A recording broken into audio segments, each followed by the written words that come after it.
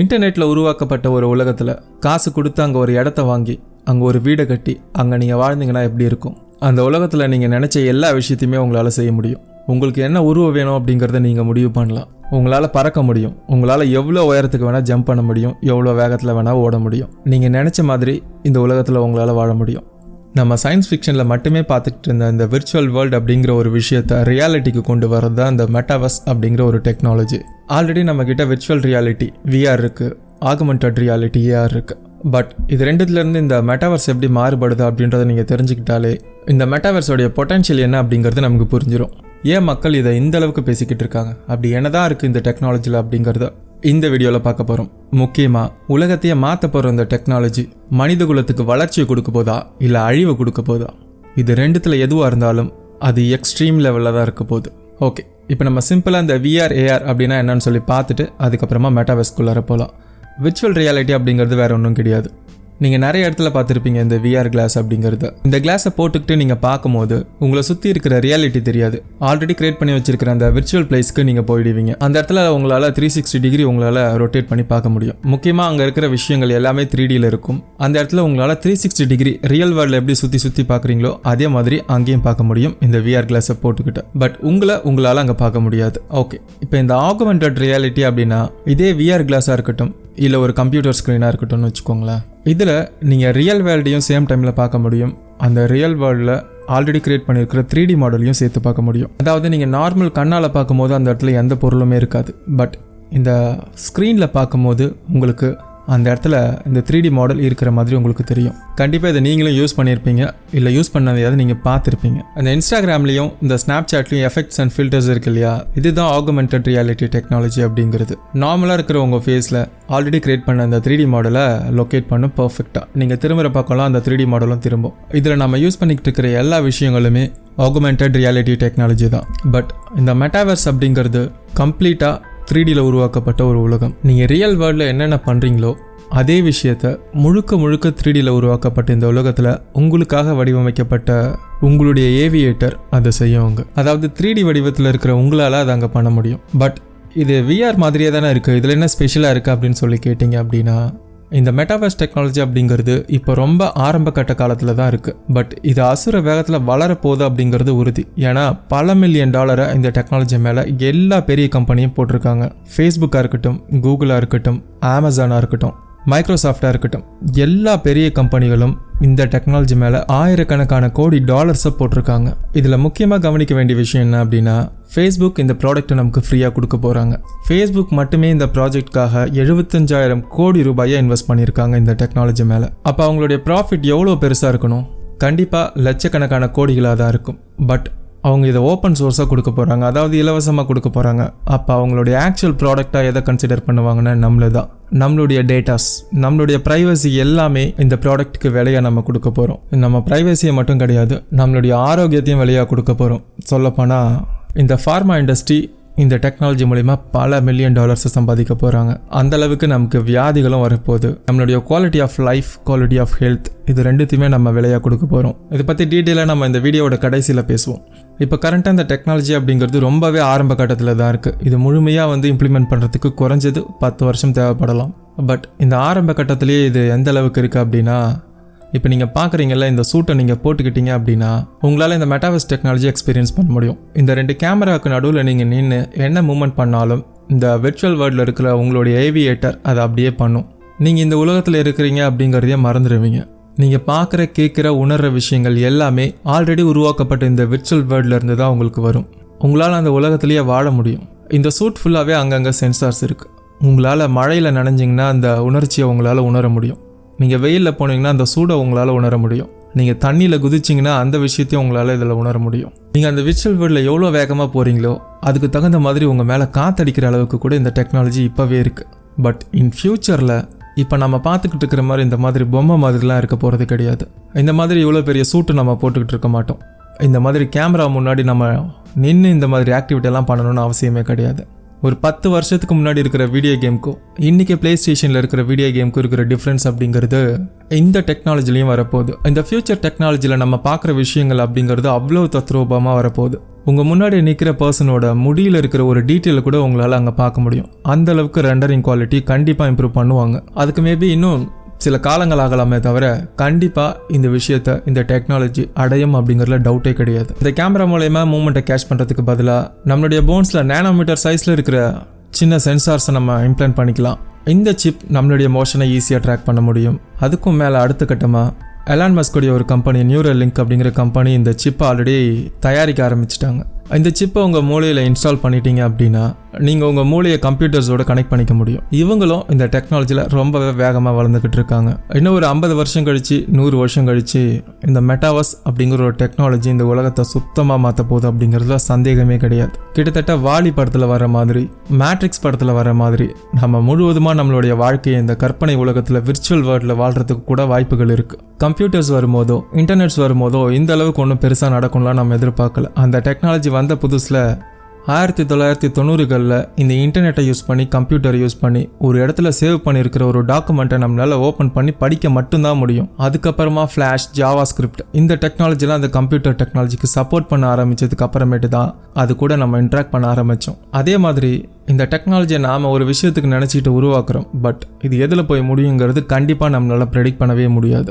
Okay, நம்ம ஏன் இதை கெட்டதாகவே நினைக்கிறோம்? இதனால் பல நல்ல விஷயங்களை செய்ய முடியும் இல்லையா? ஆல்ரெடி இந்த மெட்டாவர்ஸ் டெக்னாலஜியில் ஃபேஸ்புக் வந்து ஒரு ஆப் டெவலப் பண்ணியிருக்காங்க. அதாவது இன்றைக்கி நம்ம ஒர்க் ஃப்ரம் ஹோம்னு சொல்லி வீட்டில் உட்காந்துக்கிட்டு ஜூம் மீட்டிங்கில் ஒர்க் பண்ணிக்கிட்டு இருக்கோம் இல்லையா? இந்த ஆப் மூலமா இவங்க கொடுக்குற அந்த ஹெட்செட்டை நம்ம போட்டுக்கிட்டோம் அப்படின்னா விர்ச்சுவலாக உருவாக்கப்பட்ட ஒரு ஆஃபீஸ் ரூமில் நம்ம எல்லாருமே விர்ச்சுவலாக உருவாக்கப்பட்ட அந்த ஏவியேட்டர்ஸோட ரியல் டைமில் ஆஃபீஸில் உட்காந்து ஒருத்தர் மூஞ்சை பார்த்து நம்ம எப்படி பேசிப்போமோ அந்த எக்ஸ்பீரியன்ஸை இந்த ஆப் மூலமா கொடுக்குறாங்க. இன் ஃபியூச்சரில் ஒர்க் ஃப்ரம் ஹோம் அப்படின்னு நம்ம பேரில் வீட்டில் உட்காந்துருந்தாலும் நம்மளோட ஏவியேட்டர்ஸ் எல்லாமே விர்ச்சுவல் ஆஃபீஸில் எல்லோரும் ஒருத்தவங்க மூஞ்சை பார்த்து பேசிக்கிட்டு விர்ச்சுவலாக தான் வேலை பார்க்க போகிறோம். நமக்கு ஏதாவது ஒரு டவுட் இருந்ததுன்னா பக்கத்தில் இருக்கிறோட கையை தொட்டு கூப்பிட்டு இது என்ன டவுட் அப்படின்னு சொல்லி நம்மளால் கேட்க முடியும் இந்த விர்ச்சுவலாக மெட்டாவர்ஸ் டெக்னாலஜி மூலமா. அமேசான் இந்த டெக்னாலஜியில் இறங்கி இருக்கிறதுக்கு உண்டான காரணம் அவங்களுடைய எல்லா ப்ராடக்ட்டையும் கடல் மாதிரி இருக்கிற இந்த விர்ச்சுவல் ஷோரூமில் வச்சுருக்க போகிறாங்க. நம்ம விர்ச்சுவலாக அங்கே நடந்து போய் அந்த ப்ராடக்ட் எப்படி இருக்குன்னு சொல்லி 3D உருவத்தில் அந்த ப்ராடக்டை பார்த்து அந்த ப்ராடக்டை எக்ஸ்பீரியன்ஸ் பண்ணி அந்த ட்ரெஸ்ஸை போட்டு பார்த்து அது எப்படி இருக்குன்னு சொல்லி நம்ம வாங்க போகிறோம். உட்காந்த இடத்துல இருந்து ஒரு செகண்டில் உங்களால் உலகத்தில் இருக்கிற எந்த விர்ச்சுவல் ஷாப்பிங்க்கு எந்த கண்ட்ரியில் இருக்கிற ஷாப்க்கு வேணாலும் உங்களால் விர்ச்சுவலாக போக முடியும். ஆர்கிடெக்டில் இப்போ நீங்கள் வீடு கட்ட போகிறீங்கன்னா அந்த வீடு எப்படி இருக்க போகுதுன்னு ஆல்ரெடி இந்த விர்ச்சுவல் வேர்ல்டில் நீங்கள் க்ரியேட் பண்ணி அதில் நீங்கள் வாழ்ந்து பார்த்துடலாம். நீங்கள் இப்போ ஒரு கார் வாங்க போகிறீங்கன்னா அந்த கார் எப்படி இருக்குன்னு சொல்லி நீங்கள் உட்காந்த இடத்துல இருந்தே அந்த விர்ச்சுவலாக ஓட்டி பார்த்து அதை எக்ஸ்பீரியன்ஸ் பண்ண முடியும். உட்காந்த இடத்துலேருந்து உலகத்தில் இருக்கிற எந்த பொருளை வேணால் உங்களால் எக்ஸ்பீரியன்ஸ் பண்ணி வாங்கவும் முடியும். உட்காந்த இடத்துலேருந்து உங்களால் ஆஃபீஸ்க்கு போய் வேலையும் பார்க்க முடியும். இதில் முக்கியமாக நம்ம கவனிக்க வேண்டிய விஷயம் என்ன அப்படின்னா, நம்ம பேசிக்கிட்டு இருக்கிற இந்த விஷயங்கள் எல்லாத்தையுமே ரியாலிட்டியில் கொண்டு போகணுன்னா இதுக்கு பல லட்சக்கணக்கான கோடிகளை இன்வெஸ்ட் பண்ணி இந்த டெக்னாலஜியை இன்னும் பயங்கரமாக பில்ட் பண்ணிக்கிட்டே இருக்காங்க. யார் பண்ணிக்கிட்டு இருக்கா? எல்லாமே முதலாளிகள் பண்ணிக்கிட்டு இருக்காங்க. எதுக்காக பண்ணுறாங்க? லாபம் பார்க்கறதுக்காக பண்ணிக்கிட்டு இருக்காங்க. இவங்க எல்லாருடைய ப்ரைம் டார்கெட்டே அவங்களோட ப்ராடக்டை நீங்கள் அதிக நேரம் கன்சியூம் பண்ணுறதா தான் இருக்கும். உதாரணத்துக்கு ஃபேஸ்புக்காக இருக்கட்டும், யூடியூபாக இருக்கட்டும், எந்த சோஷியல் மீடியாவாக இருக்கட்டும், இல்லை அமேசானாக இருக்கட்டும், இல்லை ஃப்ளிப்கார்ட்டாக இருக்கட்டும். ஸோ அல்டிமேட்டாக உங்களுக்கு தேவையான எல்லா விஷயத்தையும் இந்த டெக்னாலஜியில் உங்களுக்கு கொடுத்துருவாங்க. முக்கியமாக நீங்கள் வேலையே இதில் தான் பார்க்க போகிறீங்க அப்படிங்கிற பட்சத்தில் நீங்கள் தூங்குறதை தவிர மீதி எல்லா நேரமும் இதில் தான் இருக்க போகிறீங்க. அதாவது ஃபேஸ்புக் கொடுக்குற அந்த ஃப்ரீயான பிளாட்ஃபார்மில் போயிட்டு நமக்கு பிடிச்ச எல்லா விஷயத்தையும் பண்ணுவோம். நம்ம அதிக நேரத்தை அதில் ஸ்பெண்ட் பண்ணுவோம். உங்களுடைய ஒவ்வொரு எக்ஸ்ப்ரெஷனும், நீங்கள் என்ன பார்த்தா சிரிக்கிறீங்க, எதை பார்த்தா உங்களுக்கு பிடிக்கல, எந்த விஷயத்தை நீங்கள் செய்ய விரும்புகிறீங்க, நீங்கள் எந்த விஷயத்தை யோசிக்கிறீங்க, எல்லா விஷயமும் அவங்களுக்கு மணியாக கன்வெர்ட் ஆகும். உங்களுடைய இந்த டேட்டாஸ் எல்லாத்தையுமே அமேசான், ஃப்ளிப்கார்ட் மாதிரியான இ-காமர்ஸ் கிட்ட விற்க போகிறாங்க. ஆல்ரெடி அப்படி தானே விற்றுக்கிட்டு இருக்காங்க. ஸோ அவங்க உங்களுக்கு உண்டான ஆட்ஸை அவங்களுடைய ஃபேஸ்புக்லேயோ இல்லை யூடியூப்லேயோ ஷோ பண்ணுவாங்க. இந்த விர்ச்சுவல் வேர்ல்டில் வேறு லெவலில் உங்களை கண்டிப்பாக அட்ராக்ட் பண்ணுற மாதிரி தான் அதை ஷோ பண்ணுவாங்க. இன்றைக்கி வெறும் ஃபோட்டோவும் வீடியோவுமே ஆட்ஸ் வந்துக்கிட்டு இருக்கு இல்லையா? உங்களுக்கு ரொம்ப பிடிச்சவங்களே இந்த ப்ராடக்ட்டை போட்டுட்டு வந்து உங்களுக்கு முன்னாடி நிற்கலாம். ஓகே, இது நல்ல விஷயம் தானே, எனக்கு பிடிச்ச விஷயத்த அவங்க எடுத்து கொடுக்குறாங்க, இதில் என்ன இருக்குது அப்படின்னு சொல்லி கேட்கலாம். இன்றைக்கி யூடியூப்பில் கோடியாக சம்பாதிக்கிறாங்கன்னு நம்ம பார்க்குற எல்லாத்துக்கும் பணத்தை யார் கொடுக்குறா? இந்த அட்வர்டைஸ்மெண்ட் தான். இன்றைக்கி நம்ம டிவியில் பார்க்குற அத்தனை ஷோஸ்க்கும் அத்தனை விஷயங்களுக்கும் ஃபண்டிங் யார் பண்ணுறா? அட்வர்டைஸ்மெண்ட் தான். ஃபேஸ்புக் போட்டிருக்கிற 75,000 கோடி ரூபாய்க்கு காரணம் இந்த அட்வர்டைஸ்மெண்ட்க்கு உண்டான டேட்டாவை உங்ககிட்ட வாங்குறதுக்காக தான். ஓகே, இதில் ரொம்பவே முக்கியமாக கவனிக்க வேண்டிய விஷயம் என்ன அப்படின்னா, எல்லாமே ஆன்லைனில் நடக்குது. நீங்கள் அல்டிமேட்டாக அதிக நேரம் ஆன்லைனில் தான் இருக்க போகிறீங்க. உங்களுடைய ரியல் லைஃபுக்கும் ஆன்லைன் லைஃபுக்கும் சம்மந்தமே இருக்க போகிறது கிடையாது. ரியல் லைஃப்பில் நீங்கள் எப்படி வேணா இருந்துட்டு போகலாம். ஆக்சுவலி அதை யாரும் நேரில் பார்க்க போகிறது கிடையாது. நீங்கள் ஆன்லைனில் எப்படி இருக்க போகிறீங்க அப்படிங்கிறத தான் ஒட்டுமொத்த உலகமும் பார்க்க போகுது. ஏன்னா எல்லாருமே ஆன்லைனில் தான் இருக்க போகிறாங்க. உங்கள் முன்னாடி போட்டுக்கிட்டு வந்து நின்று அந்த அட்வர்டைஸ்மெண்ட் பண்ண அந்த ஷர்ட்டை நீங்கள் ரியல் லைஃப்பில் போட்டால் அதிக பேர் பார்ப்பாங்களா, இல்லை ஆன்லைனில் அந்த ப்ராடக்டை நீங்கள் போட்டுட்டு இருந்தீங்கன்னா அதிக பேர் பார்ப்பாங்களா? கண்டிப்பாக அந்த ப்ராடக்ட் அப்படிங்கிறது ரியல் ப்ராடக்டாக இருக்க போகிறதில்ல. அது ஒரு விர்ச்சுவல் குட்ஸாக தான் இருக்க போகுது. அதாவது ஆன்லைனில் உருவாக்கப்பட்ட அந்த சட்டையை நீங்கள் ஆன்லைனில் காசு கொடுத்து வாங்கி ஆன்லைன்லேயே போட்டுக்கக்கூடிய ஒரு சட்டையாக தான் இருக்க போகுது.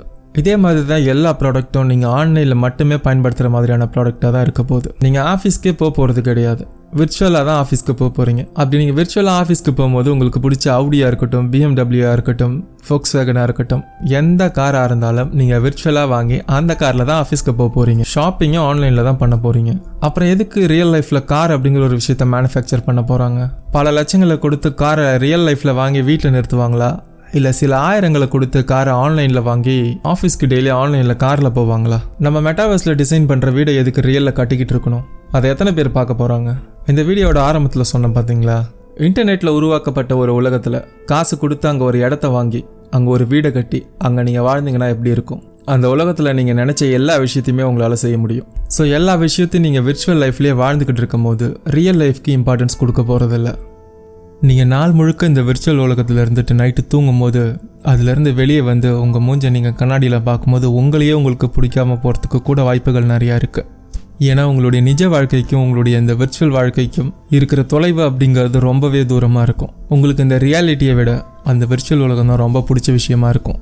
அது மட்டும் இல்லாமல் இந்த கரன்சி இருக்குது இல்லையா, ஸோ இது எல்லாமே ஃப்யூச்சரில் கண்டிப்பாக கிரிப்டோ கரன்சியாக இருக்கிறதுக்கு உண்டான வாய்ப்புகள் ரொம்பவே நிறையா இருக்குது. ஒருவேளை ரியல் வேர்ல்டு கரன்சி இருந்தாலும் அதை விட இந்த கிரிப்டோ கரன்சிகளுக்கு தான் அதிகமான டிமாண்ட் இருக்க போகுது. அது மட்டும் இல்லாமல் இது எந்த விதமான நன்மை நமக்கு கொடுக்க போகுது அப்படிங்கிறத நம்ம இனிமே தான் பார்க்க போகிறோம். ஸோ இது எல்லாத்தையும் பாட்டு வீடியோவில் நம்ம பார்க்க போகிறோம். ஏன்னா நம்ம இந்த மாதிரி புது புது டெக்னாலஜிஸ் வரும்போது அதில் இருக்கிற ஆபத்தை மட்டுமே பேசி அந்த டெக்னாலஜியை நிராகரிச்சிட முடியாது. இன்டர்நெட் வந்த போதும் நம்ம இதே விஷயத்தை தான் பண்ணணும். பட் இன்றைக்கி அது எவ்வளோ நமக்கு பயனுள்ள விஷயமா இருக்குது. பல பேருக்கு வேலை இழப்பு வரப்போகுதுன்னு சொன்னாங்க. பட் அந்த மாதிரி பெருசாக ஒரு விஷயம் எதுவுமே நடக்கலை. அதுக்கு பதிலாக இது பல பேருக்கு புதிய வாய்ப்புகளை தான் உருவாக்கி கொடுத்தது. அதே மாதிரி இந்த டெக்னாலஜி ஃப்யூச்சரில் இருக்கும் போது இன்றைக்கி இருக்கிற பல இண்டஸ்ட்ரீஸ், பல வேலை வாய்ப்புகள் இல்லாமல் போகும். கண்டிப்பாக ஆட்டோமொபைல் இண்டஸ்ட்ரியாக இருக்கட்டும், இல்லை டெக்ஸ்டைல் இண்டஸ்ட்ரியாக இருக்கட்டும், பல கோடி பேர் வேலை பார்த்துக்கிட்டு இருக்காங்க. இந்த வீடியோவில் கூட நான் அடிக்கடி சொல்லியிருப்பேன், எல்லாருமே விர்ச்சுவலாக வேலை பார்க்க போகிறோம் அப்படின்னு சொல்லிட்டு. அதிகப்படியான வேலை வாய்ப்பு கொடுக்க போகிறது இந்த மெட்டாவர்ஸ் இண்டஸ்ட்ரியாக தான் இருக்க போகுது. ஸோ இதில் இருக்கிற ப்ராடக்ட் எல்லாத்தையும் நம்ம ரியல் லைஃப்பில் மேனுஃபேக்சர் பண்ணுறதை விட விர்ச்சுவல் குட்ஸாக தான் மேனுஃபேக்சர் பண்ண போகிறோம். அதாவது நமக்கு எந்த அளவுக்கு க்ரியேட்டிவிட்டி இருக்கோ அந்த க்ரியேட்டிவிட்டியை இந்த விர்ச்சுவல் வேர்ல்டில் கன்வெர்ட் பண்ணுறதுக்கு உண்டான திறமை யாருக்கு இருக்கோ ஸோ அவங்களுக்கு உண்டான வேலை வாய்ப்புகள் தான் அதிகமாக இருக்க போகுது. ப்ளஸ் இந்த அக்ரிகல்ச்சரல் இண்டஸ்ட்ரி எப்படி இருக்க போகுது, இந்த மெடிக்கல் இண்டஸ்ட்ரி எப்படி இருக்க போகுது, இது எல்லாத்துக்கும் மேலே இந்த எஜுகேஷன் சிஸ்டம் எப்படி இருக்க போகுது, நம்ம எல்லாருடைய பர்சனல், ஃபேமிலி, சோஷியல் லைஃப் எப்படி இருக்க போகுது, இது எல்லாத்த பற்றியும் நம்ம பார்ட் வீடியோவில் பார்க்க போகிறோம். ஸோ அந்த வீடியோட லிங்க் டிஸ்கிரிப்ஷன்லேயே என் கார்ட்லையும் கொடுக்குறேன், மறக்காமல் செக் பண்ணி பாருங்கள். இந்த மாதிரி வீடியோக்கள் உங்களுக்கு பிடிச்சிருக்கா இல்லையா அப்படிங்கிறது நீங்கள் கொடுக்குற லைக்ஸ்லேருந்தும் கமெண்ட்ஸ்லேருந்து எங்களுக்கு தெரிய வரும். ஸோ மறக்காமல் உங்களோட கமெண்ட்ஸை கமெண்ட் பாக்ஸில் மென்ஷன் பண்ணுங்கள். இந்த வீடியோ பிடிச்சிருந்ததுன்னா லைக் பண்ணுங்கள், உங்கள் ஃப்ரெண்ட்ஸ் எல்லாருக்கும் ஷேர் பண்ணுங்கள். நம்ம சேனலுக்கு தொடர்ந்து உங்கள் சப்போர்ட்டை கொடுங்க. தேங்க்ஸ் ஃபார் வாட்சிங்.